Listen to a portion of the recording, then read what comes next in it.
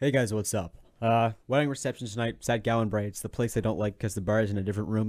Becomes more of an attraction than the dance floor does. I already talked about that before, so I don't need to mention it again. But yeah, there should be. I'm thinking like 150 people. That's normally how many people that place attracts. So hopefully that'll turn out well. I've got somebody shadowing me tonight besides Andrew. Lacey's gonna tag along for fun. She said she was interested, so good for her. She's allowed to tag along. 3 shows in the course of like 3 days because we had the teacher variety show going on at school on Thursday, and that required, of course, two moderately sized speakers, uh, and an amp and the new soundboard, which was great, by the way. The PreSonus Studio Live 16.0.4, I think. And of course the lighting board in the theater and 4 wireless mics, projector, big production there.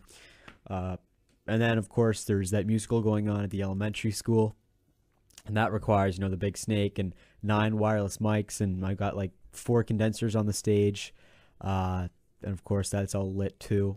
That's another big production. There's 3 shows actually. They just added another one on Monday, so I got all that equipment in there, and plus I have a gig tonight. So that the equipment's really spread out across town, that's for sure.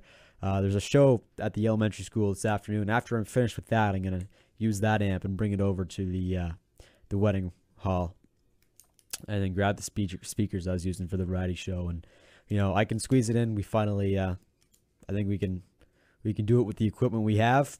Should turn out pretty good. Hoping for a good night tonight. Of course, this will be a full video log. I just promised myself on webcam, so hopefully I keep that promise. Take lots of footage tonight. I'm gonna take both with my iPhone and with my GoPro. That way, I'm not sure if my GoPro is good in that kind of lighting setting. We'll see what happens. I know the sound might not be the best, but you know what? We'll see what happens.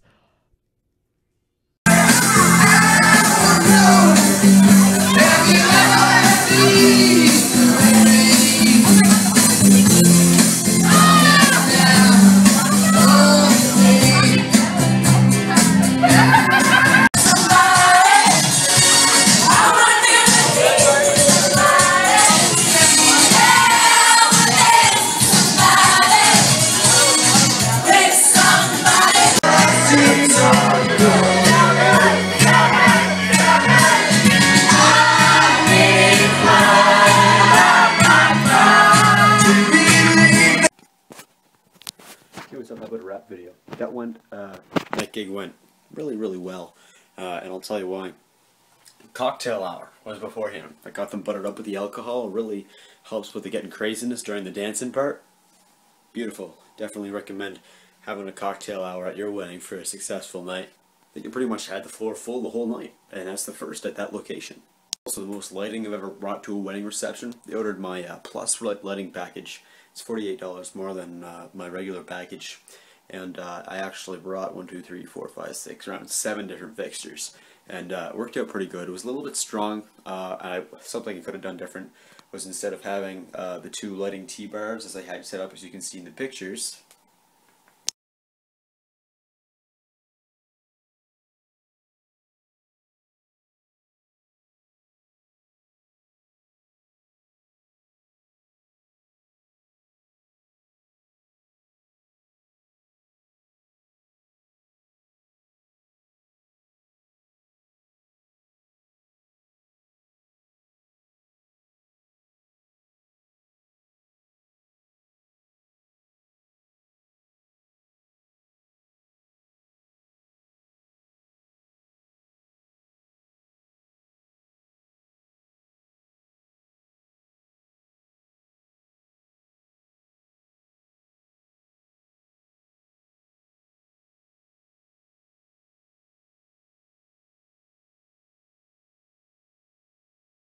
to help create a hotspot, I could have put 2 T-bars, 1 on each side of the floor. Spread out the lighting effects and make more of a hotspot on the dance floor, instead of having all of those big lights having to shine throughout the entire room. Otherwise the dance floor would be just too bright, and I took my micro Galaxian.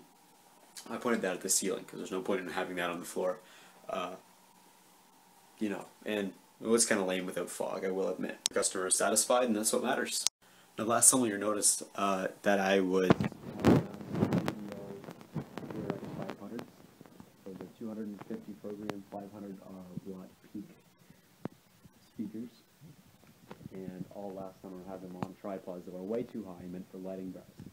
This year I did bring the right tripods, and I'm actually using different speakers. Check it out. These are Yorkville Pulse speakers. They have a 350 program power at 8 ohms. They probably peak out at around 500, but I'm not too sure about that.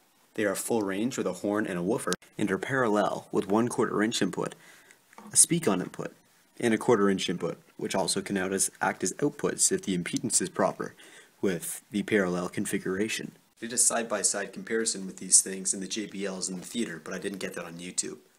These ones sounded a lot better. I had them amped by a Yorkville M1610, which is a 2x800 watt mixer. In the lighting department, you saw 4 LED Chauvet LED Color Splash Juniors, which are these guys, which are on a constant fade automatic program, which you can just program with the dip switches. No DMX required.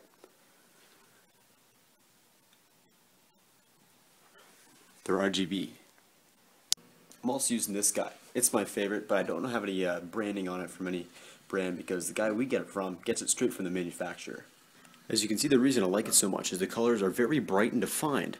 However, it has a very broad output range, and I really like it because it's just so colorful. Again, RGB. DMX can control the speed of the rotation of all the lights and also the brightness of each color. Next up, I brought this guy. I think it's called a Chauvet View 2 or View 3. I'm not sure which one though. And it is quite bright, as you can see behind me. Take a look at what it does. There's a honeycomb shape of those arrays of circles and then one in the middle. And you can control the color, the brightness of each ring in each of those circles. You see there's red ones, and there's blue ones, and there's green ones. Now this is a very, very bright light. I have all the lights in my room pointed at this wall just so I could get the exposure right on my camera. And it's still pretty sucky, I know. This fills up the whole cafeteria at my school. I don't know what I'd be at the school dance without this guy. Of course, DMX once again. Finally, we got this guy. I can't find a branding on this one either, but I just call it the Color Disco. It's got a really, really wide range of output, and it's like a disco ball, and it has 3 rotating dots of red, green, and blue.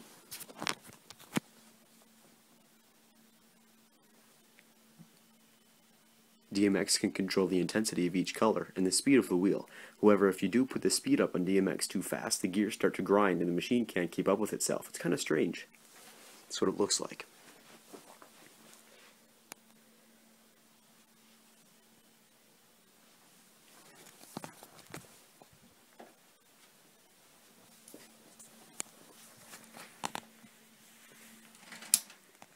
And of course I was mixing with my American Audio VMS2 and my HP Pavilion G7. That's about it for me. Hopefully we'll have a GigLog up again within the next month or so. I'm not sure when my next reception is off the top of my head. But yeah, stay tuned for more of that stuff on my channel. Bag it and tag it.